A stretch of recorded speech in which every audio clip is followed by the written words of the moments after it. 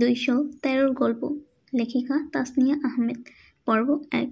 গল্পটি হচ্ছে মেডিকেল স্টুডেন্টের হোস্টেল লাইফের কাহিনী। বাবা আরেকবার আমাকে বললেন, মা থাকতে পারবি তো? আমি গুনে দেখেছি এই প্রশ্নটা বাবা গত 2 ঘন্টায় আমাকে মোট 6 বার জিজ্ঞেস করেছে। প্রতিবারই আমি নিচের দিকে তাকিয়ে মাথা নেড়ে বলেছি পারবো। এবার হেসে বললাম, থাকতে না পারলে কি আমাকে আবার বাসায় ফেরত নিয়ে যাবা? বাবা এই কথার উত্তর দিলেন না। এই কথার কোনো উত্তর হয় না। আমরা প্রত্যেকেই জানি এখানে আমাকে বিদায় নিতে হবে। মা এতক্ষণ রুমের ভেতরে আমার জিনিসপত্র গুছিয়েছে। কাজকর্মে ব্যস্ত থাকায় কান্নাকাটি করার সুযোগ পাননি। এখন মায়ের নাক টানার শব্দ পাচ্ছি। মাথা তুলে তাকালে দেখতে পাবো দুজনেই চোখ মুছছেন। সেই দৃশ্য দেখতে ইচ্ছে করছে না। আমি তাই মাথা নিচু করে মনোযোগ দিয়ে গাছ দেখতে থাকলাম। ঠিক সময় মতো খেতে হবে, সময় মতো ঘুমাতে হবে, দুপুর 1টার মধ্যে গোসল করে নিতে হবে, রাতে যেন হরলিক্সটা খাই, কাপড় যেন দিনেরটা দিনই খালাকে দিয়ে দোয়াই, টাকা পয়সা যেন সাবধানে রাখি, ঘুমের কারণে যেন ক্লাস মিস না করি, বাসার জন্য যেন মন খারাপ না করি। এইসব উপদেশ অসংখ্যবার আমাকে দেওয়া হয়ে গেছে। এখন বোধহয় দুজনেই বুঝতে পারলেন আর কিছু বলার বাকি নেই। বিদায় নেওয়ার সময় চলে এসেছে। 1 ঘন্টা পরে ঢাকার বাস ছাড়বে। দেরি করার সুযোগও নেই আর। আমি নীরবতা ভাঙলাম। 2 হাত দিয়ে দুজনের হাত ধরে আস্তে করে বললাম, তোমরা আর দেরি করো না, রওনা দিয়ে দাও। বাস স্ট্যান্ড দূর আছে। মা হু হু করে কান্নায় ভেঙে পড়লেন।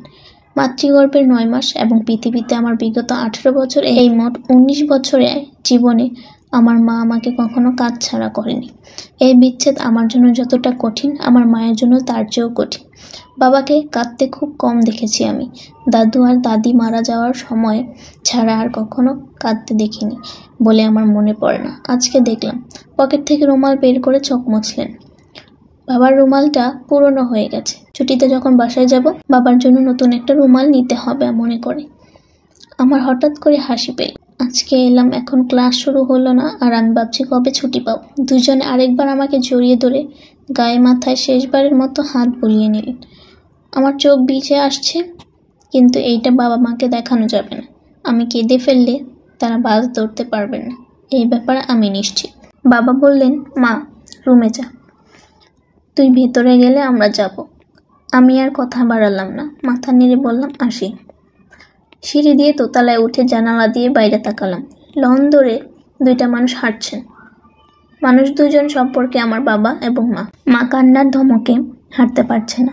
বাবা তাকে ধরে ধরে নিয়ে যাচ্ছেন। আমি তাকিয়ে রইলাম তাদের দিকে। তাদের অবয়ব চোখের আড়াল হওয়ার আগেই ঝাপসা হয়ে এলো। আমি আবিষ্কার করলাম আমি কাঁদছি, আমি ভেঙে পড়ছি।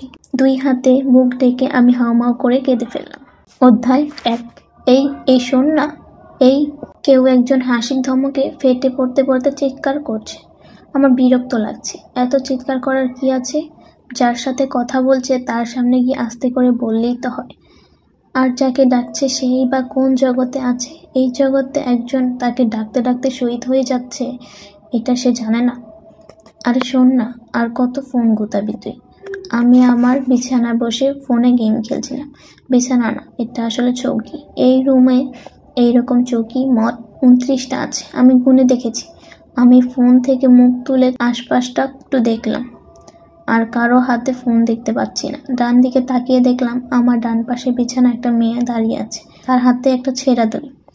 আরেকটা মেয়ে বসে আছে, কিন্তু আমি তাকাতেই সে হাসতে হাসতে বিছানায় গড়িয়ে পড়ল। দড়ি হাতে মেয়েটা হাসতে হাসতে আমাকে কিছু একটা বলল।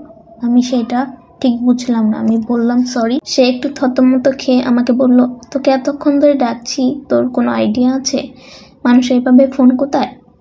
যাকে আমি জীবনে প্রথমবারের মতো দেখলাম, সে কেন আমাকে তুই তোকারি করছে এবং কেন আমার কাছে ফোন গুতানোর কৈফিয়ত চাচ্ছে, আমি ঠিক বুঝতে পারলাম না। আমি তাকে বললাম, আচ্ছা বলো কি বলবে। বিছানায় বসা মেয়েটা ওদিকে হেসেই যাচ্ছে। অদ্ভুত। দড়ি হাতে মেয়েটা গলা একটু নামিয়ে বলল, এটা তোর দড়ি? আমি যতদূর মনে করতে পারছি আমি কোনো ছেঁড়া দড়ির মালিক না। আমি বললাম, না মনে হয়। সে আমার মাথার উপরের দেয়ালে একটা তারকাটা দেখিয়ে বলল, এইখানে তুই দড়ি লাগাস নাই? ঘাড় ঘুরিয়ে উপরে তাকাতে রহস্য আবিষ্কার হলো। আমার মা যাওয়ার আগে যত্ন করে তারকাটায় দড়ি বেঁধে দিয়েছিলেন মশারি টানানোর জন্য। সেই দড়ির অর্ধেকটা তারকাটায় ঝুলছে, আর বাকি অর্ধেকটা মেয়েটার হাতে। আমি বললাম, হ্যাঁ আমারই, মশারি টানানোর জন্য লাগিয়েছিলাম। সে আবার হাসা শুরু করলো। হাসতে হাসতে সে দাঁড়ানো থেকে বসে পড়ল। হাসতে হাসতে কোনো মতে বলল, আমি না তোর মশারি টানানোর দড়িটা ছিঁড়ে ফেলেছি। প্রথম সাক্ষাতে আমার মশারির দড়ি ছিঁড়ে ফেলা এবং আমাকে তুইতকারি করা মেয়েটাকে আমার অত্যন্ত অপছন্দ হলো।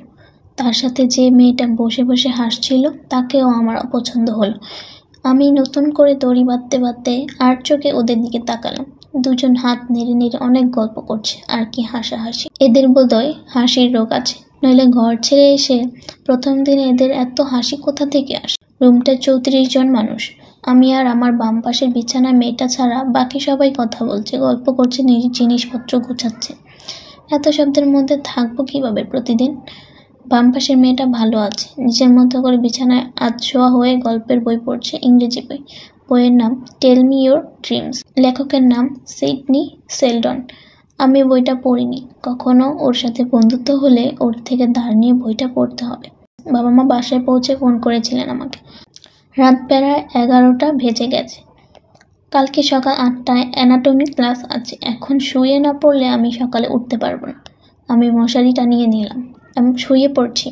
এমন সময় দড়ি ছিঁড়ে ফেলা মেয়েটা বিছানার কাছে এসে বলল, এই তোর নাম কি? ইফা। তোমার নাম? সে হাসি মুখে উত্তর দিল, আমার নাম রিচি চৌধুরী। আর ওই যে আমার সাথে গল্প করতেছিল ওর নাম আদ্রিজা রায়। আদ্রিজা মানে জানিস? জানি, পর্বতের কন্যা, মানে পর্বতী বা দুর্গা। রিচি তার তীক্ষ্ণ কণ্ঠে চিৎকার করে আদ্রিজাকে জানালো, এই আদ্রিজা, ও তোর নামের অর্থ জানে। ওই ইফা, তুই এটা কিভাবে জানিস? আমি তো এসব জানি না। সে না জানলে আমার জানতে সমস্যা কোথায় সেটা আমি বুঝলাম না। আদ্রিজা আমার দিকে হাত নাড়ালো। আমি উত্তরে একটা উস্কো হাসি দিলাম ওকে। রিচি বলল, অনেক রাত হয়েছে, সকালে উঠতে পারবি না, যা ঘুমা। শুধু নাম জানা একটা মানুষ যাকে আমার পছন্দ হয়নি, সে আমাকে ঘুমাতে যেতে বলল। আমি বিরক্ত হয়ে আরও আধা ঘন্টা ফোনে গেম খেললাম। অধ্যায় 2। সকাল 8টার ক্লাস ধরতে হবে বলে আমি অ্যালার্ম সেট করলাম 6:30টায়। আমার অ্যালার্ম বাজার সাথে সাথে আদ্রিজা দরপর করে উঠে বসে ভুরু কুঁচকে চোখ লাল করে আমাকে বলল, এত সকালে অ্যালার্ম দিছিস কেন?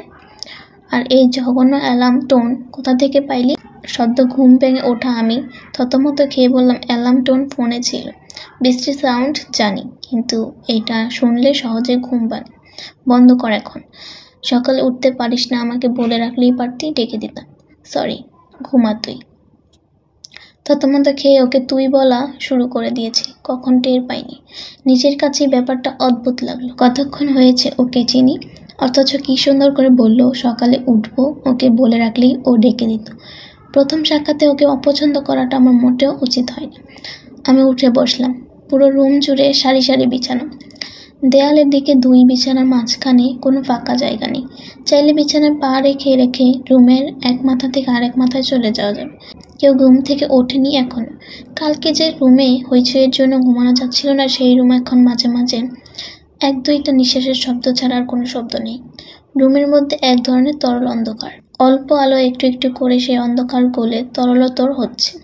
এক মশারির দড়ির সাথে কমপক্ষে আরও 3-4টা মশারি জোড়া দেওয়া হয়েছে।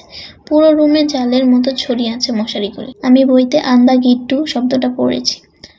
আমার ধারণা এই মশারিগুলির মধ্যে আন্দা গিট্টু লেগে গেছে। অতি সাবধানে এই জাল বিস্তার করে থাকা মশারি সরিয়ে সরিয়ে আমি রুমের লাগোয়া ছাদটায় চলে এলাম বোর্ড দেখবো বলে। ছোট একটা ছাদের মাঝখানে 2টা অর্ধেক পিলার।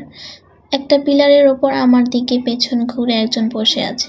ভাগ্যিস সূর্য উঠে গেছে, অন্ধকারে একে দেখলে আমি নির্ঘাত ভূত ভাবতাম। হুট করে কাছে গিয়ে হাজির হলে সে চমকে যেতে পারে, তাই আমি দরজায় একটু শব্দ করলাম।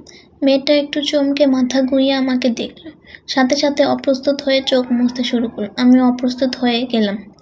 বেচারি একা একা কাঁদছিল, আমি এসে বিঘ্ন ঘটালাম। এসে যখন পড়েছি আর ফিরে গিয়ে লাভ নেই। আমি এগিয়ে গিয়ে ওর পাশে খালি পিলারটার উপরে বসলাম।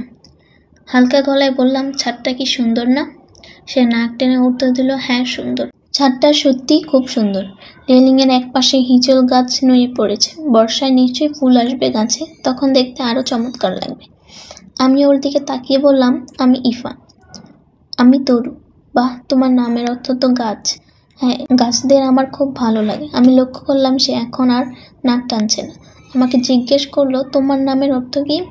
আমি মাথা চুলকে উত্তর দিলাম, আমার নামের আসলে অর্থ নাই। মায়ের নামের প্রথম অক্ষর আর বাবার নামের প্রথম অক্ষর মিলিয়ে একটা নাম রেখে দিয়েছে, এই আর কি। তরু মুগ্ধ গলায় বলল, বাহ কি সুন্দর সিস্টেম। আমাকে অবাক করে দিয়ে সে বলল, তোমার বিছানার চাদরটা সুন্দর। আমি আকাশ থেকে পড়লাম। আমি কমন রুমে এসেছি 24 ঘন্টা হয়নি এখনো। তরুকে আমি এই প্রথম দেখলাম। সে আমার বিছানার চাদর কখন দেখলাম?